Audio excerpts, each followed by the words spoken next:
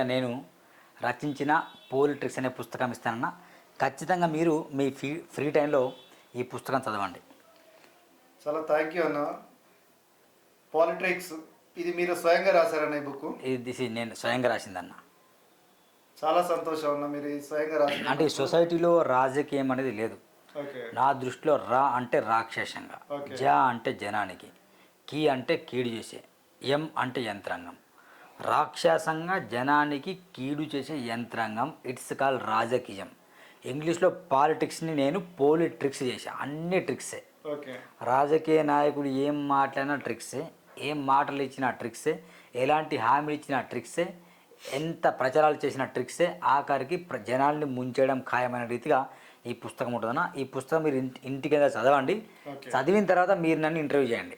అయితే ప్రస్తుతం నేను మిమ్మల్ని ఇంటర్వ్యూ చేస్తాను. వాటి అంటే ప్రజలారా జస్ట్ నామకే వాస్తే ఇంటర్వ్యూ కాదు. వాట్ ఈజ్ వాట్, అసలు ఈ సమాజంలో ఏం జరుగుతుంది, నిజంగా బడుగు బలహీన వర్గాలకు రాజ్యాధికారం రాగలదా, ఎస్సీ ఎస్టీ బీసీ మైనారిటీలు అగ్రవర్ణ పేదలు నిజంగా అధికారాన్ని స్వాధించుకోగలరా అనేది చర్చ ఇప్పుడు. అన్న నమస్కారం మరొకసారి. నమస్తే అన్న. అన్న చెప్పానా, నిజంగా ఇది సాధ్యమేనా?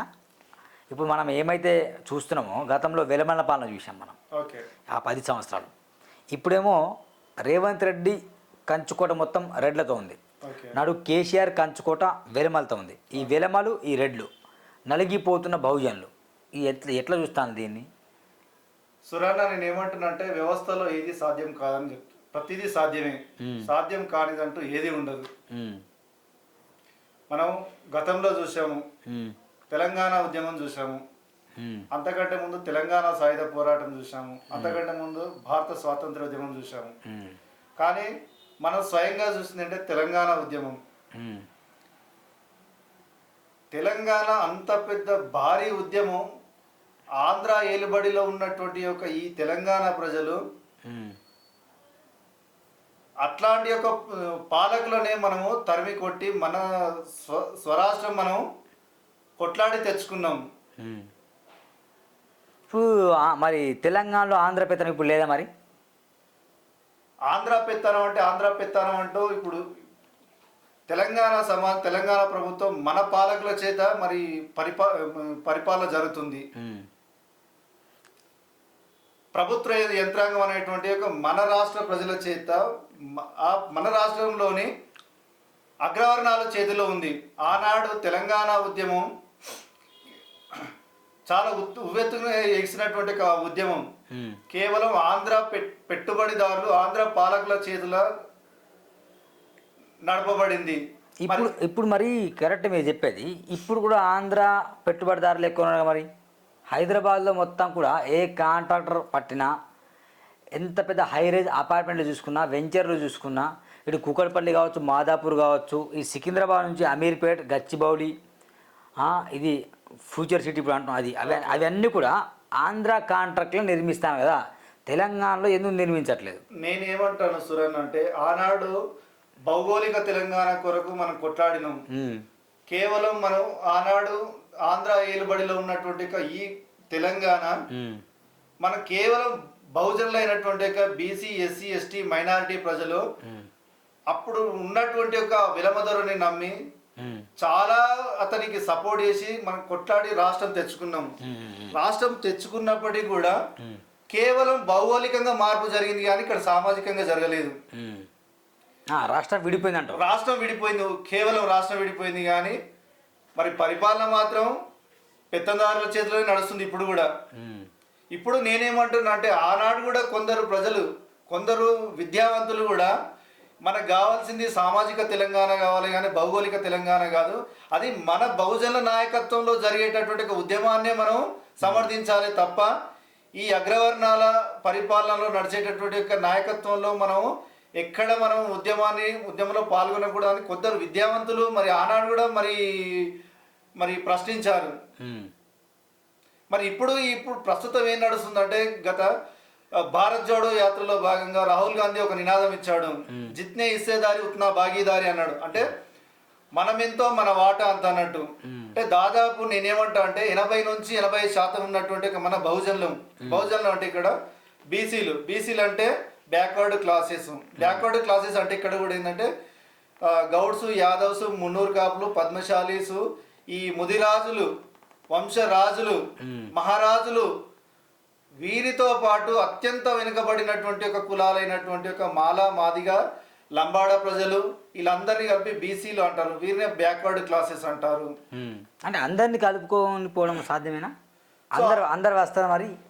ఇది నేను ఒకటే అంటానంటే, ఆనాడు తెలంగాణ ఉద్యమానికి కూడా ఏ ఒక్క ప్రజలు కూడా సపోర్ట్ చేయలేని పరిస్థితి అయినా కూడా వచ్చింది. అయినా కూడా ఎట్లా సాధ్యమైందంటే ప్రజల్లో చైతన్యం జరగాలి. ఇక్కడ ప్రధానంగా ఇప్పుడు చాలా మంది ఒక బీసీ సంఘాలు కావచ్చు, బహుజన సంఘాలు కావచ్చు, ఇతర సంఘాలు కావచ్చు, కేవలం ఏంటంటే ప్రెస్ క్లబ్స్, కొన్ని గార్డెన్స్లో అక్కడక్కడనే మీటింగ్లు పెడుతున్నారు తప్ప నిజమైనటువంటి చాలా బలమైనటువంటి ఉద్యమం రావాలంటే ప్రజల్లోకి వెళ్ళాలి. ఆ ప్రజల్లోకి వెళ్ళేటటువంటి ఉద్యమం ఏ విధంగా ఉంటుందంటే పాదయాత్ర రూపంలో జరగాలి. ఎప్పుడైతే పాదయాత్ర రూపంలో జరిగి ప్రజలను చైతన్యం చేసి మనం బలంగా మన యొక్క కాన్సెప్ట్ను మనం ఇంప్లిమెంట్ చేయగలిగితే ప్రజల్లో మార్పు వస్తుంది. భావజాలం ఎప్పుడైతే వ్యాప్తి జరుగుతుందో సంఘటితం అప్పుడు వస్తుంది. తద్వారా ఏంటంటే రాజ్యం రావడానికి సుగమం జరుగుతుంది. ఇక్కడ కరెక్ట్ మీరు అనేది. వీడు రెడ్ల దగ్గర ఉన్నట్టు అంటే వెలమల దగ్గర గతంలో కేసీఆర్ దగ్గర కావచ్చు, సంతోష్రావు కావచ్చు, కవితారావు, హరీష్ రావు, ప్రభాకర్ రావు, ఈ రావుల కాలంలో లక్షల కోట్లకు పైగా వాళ్ళు దోచుకున్నారు. వాళ్ళ దగ్గర ఉన్న డబ్బు ఇప్పుడు రేవంత్ రెడ్డి వారి కానీ పొంగురెడ్డి కావచ్చు, రేవంత్ రెడ్డి కావచ్చు, కోమటిరెడ్డి, రాజగోపాల్ రెడ్డి కావచ్చు, బట్టి విక్రమ కావచ్చు, మల్లు బట్టి విక్రమారు కావచ్చు, ఇలా చెప్పుడు వీళ్ళ దగ్గర వెలమల దగ్గర డబ్బు పోగేస్తున్నాడు, ఇటు రెడ్లు పోగేసుకుంటాను. అందులో భాగంగా వాళ్ళు ఇప్పుడు దళితులు కొందరు కూడా బట్టి విక్రమ దళితులు కూడా కాంగ్రెస్ పార్టీ ఉన్నారు. మరి ఇటువైపు వీళ్ళు ఎగుతాను, అటువైపు వాళ్ళ డబ్బు ఉంది. బడుగు బలహీన వర్గాల నుంచి నిలబడే వ్యక్తులకు డబ్బు లేకపోవడం వల్ల వాళ్ళు రాజ్యాధికారం ఎట్లా సాధించుకుంటారు? ఇప్పుడు డబ్బు ఖచ్చితంగా కావాలి. ఎందుకంటే ఈ ఓటుకు నోటు ఇచ్చే జనరేషన్ ఇది. డబ్బులు ఇవ్వకపోతే ఓటు వేయట్లేదు జనాలు. ఎప్పుడెప్పుడు ఆ రాజకీయ నాయకుడు వస్తాడు, ఎప్పుడెప్పుడు డబ్బులు ఇస్తారు, ఎప్పుడెప్పుడు నేను డబ్బులు తీసుకోవాలి, జనాలు ఎట్లుంటారు అంటే నాకు డబ్బులు ఇవ్వలే నేను ఓటు వేయ అంటాను. మంచి ప్రశ్న సురా. మరి అలాంటప్పుడు బీసీలు అంటే వాళ్ళు నువ్వు 500 ఇస్తే, ఒకవేళ నువ్వు 500 ఇచ్చినా అవతల వ్యక్తి 2000 ఇస్తాడు, ఇంకో అవతల వ్యక్తి 5000 ఇస్తాడు, నువ్వేమో 500 ఇస్తావు. ఒకవేళ నువ్వు పోటీ పడ్డా వాళ్ళతో అంత గెలవలేవు కదా. మరి ఇలాంటప్పుడు బహుజన రాజ్యాధికారం ఎట్లా సాధ్యం మరి? మంచి ప్రశ్న సురానా. ఎగ్జాంపుల్ తీసుకున్నాం, 2023లో మన తెలంగాణలో ఎన్నికలు వచ్చాయి. అంతకంటే ముందు 10 సంవత్సరాలు బీఆర్ఎస్ ప్రభుత్వం చేతిలో ఉన్న మన తెలంగాణ ప్రభుత్వం. సో వాళ్ళు లక్షల కోట్లు మరి సంపాదించారని మీరే చెప్తున్నారు. సో వారి దగ్గర ప్రజలు మార్పును కోరుకున్నారు.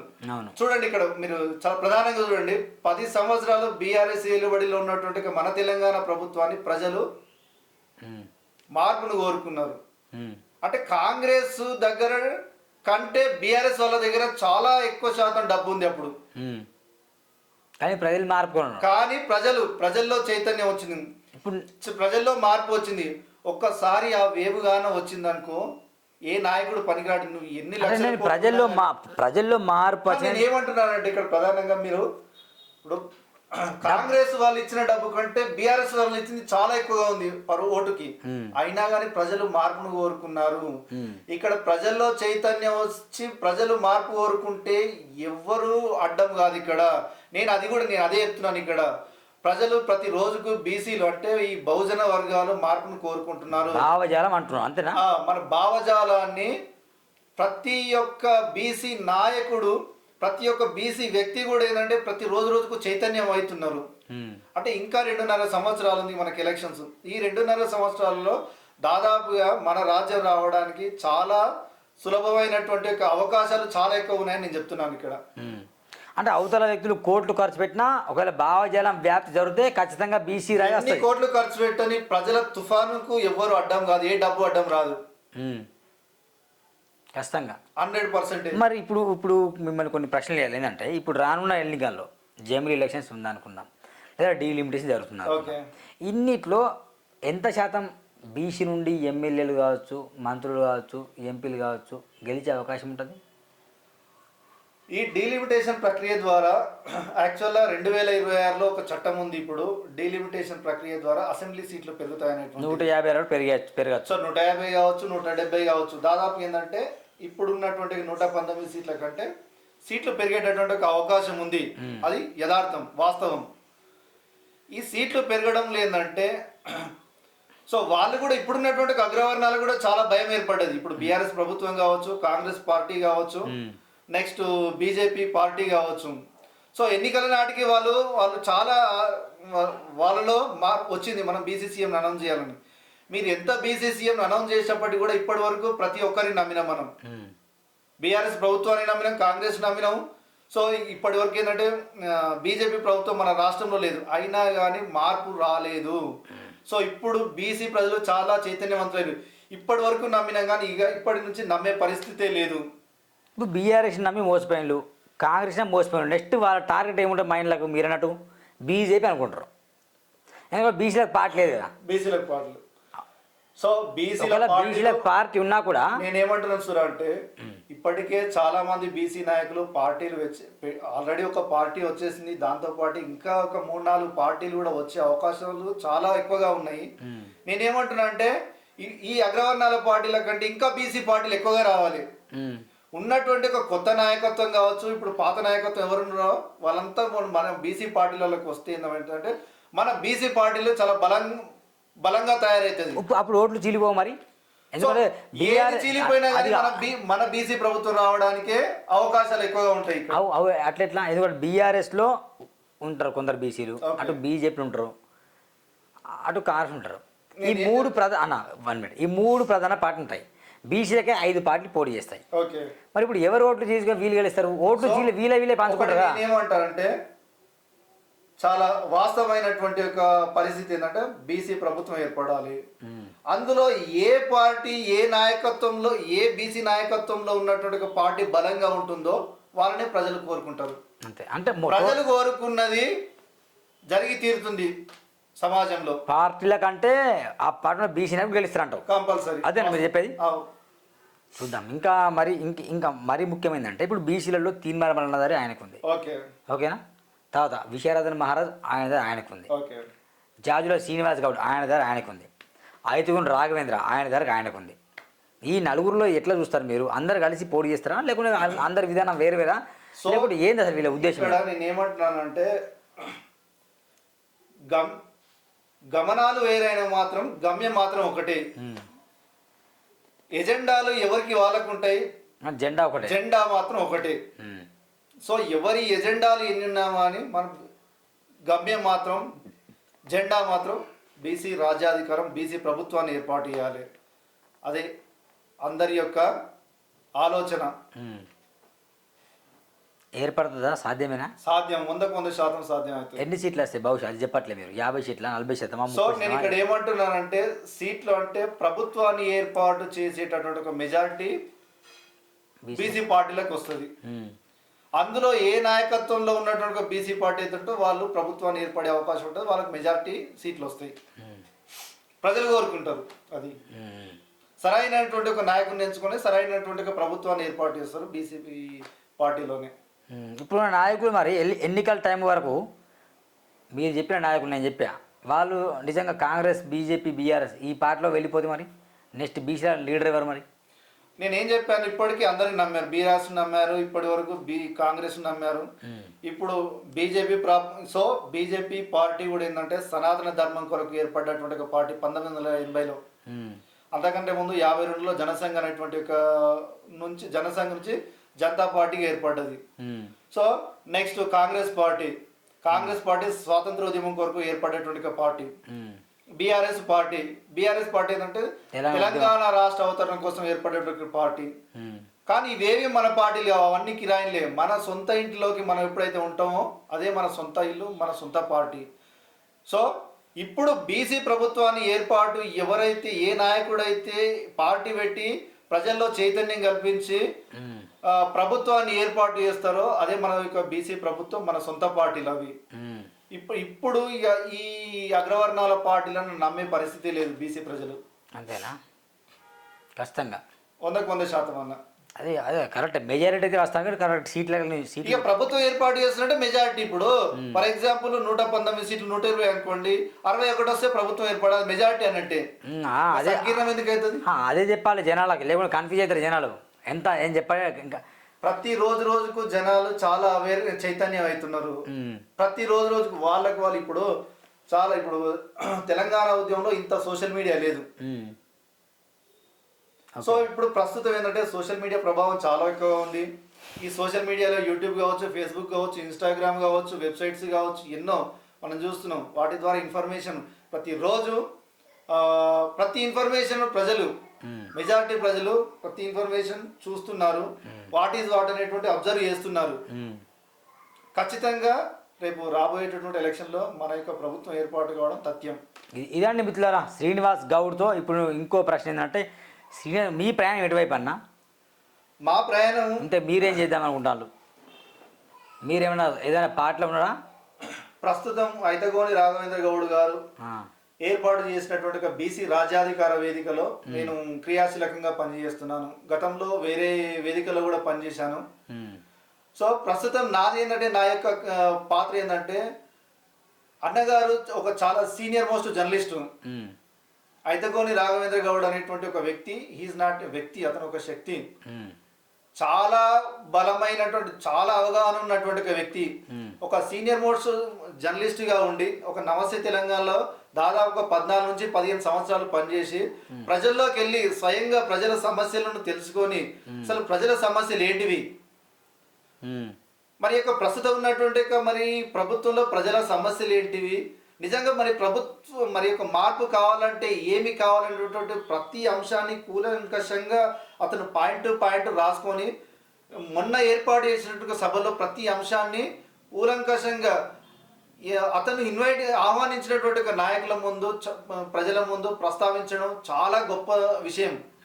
ఎందుకంటే ప్రతి అంశం ఒక జర్నలిస్ట్కే తెలుసు.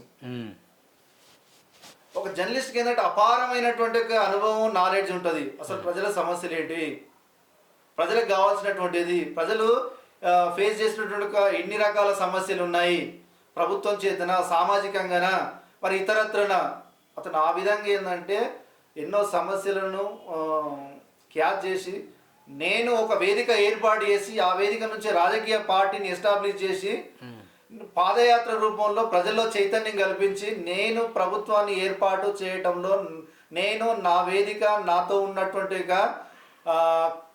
నాయకులు కార్యకర్తల చేత ప్రభుత్వాన్ని ఏర్పాటు చేయాలనేటువంటి అతని అంతిమ లక్ష్యం.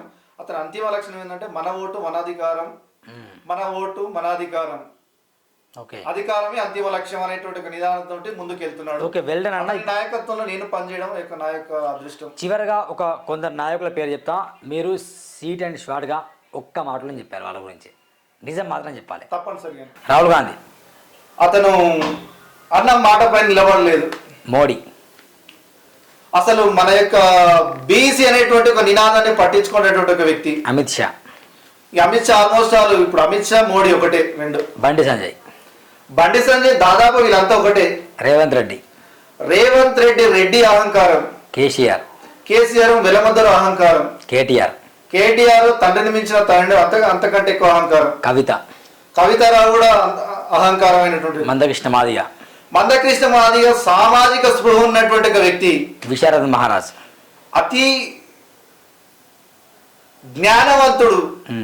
అతను కాంచీరామ్ భావజాలాన్ని ప్రజల్లోకి తీసుకెళ్లి దాదాపు 5,000 కిలోమీటర్ల పాదయాత్ర, 10,000 కిలోమీటర్ల పాదయాత్ర, తీన్మార్ మల్లన్న మా భూమి రథయాత్ర ద్వారా 1,00,000 కిలోమీటర్ల పాదయాత్ర చేసినటువంటి అతను కూడా చాలా సామాజిక తీన్మార్ మల్లన్న కూడా బీసీ ప్రభుత్వాన్ని ఏర్పాటుకు చాలా తహతహలాడుతున్నటువంటి వ్యక్తి. Aithagoni Raghavendra is a senior most journalist. అతను కూడా ఇంకా సామాజిక స్పృహ కలిగినటువంటి వ్యక్తి. ప్రభుత్వాన్ని ఏర్పాటు చేయాలి, అందులో నా వంతు కృషి కూడా ఉండాలి, నా కార్యకర్తలు నాయకుల చేత అనేటువంటి అతన్ని ఆర్ కృష్ణయ్య బీసీల ఆరాధ్య దైవం. అతను లేనిదే ఈ రోజు ఈ ఉద్యమం ఇంకా కొనసాగపోయేది. ఇదండి సూరాన్ టీవీకి వచ్చిన శ్రీనివాస్ ఫేస్ టు ఫేస్ చాయ్ పై చర్చ. Thank you very much. మళ్ళీ కలుద్దాం. థ్యాంక్ యూ సురన్న, చాలా ధన్యవాదాలు. Thank you.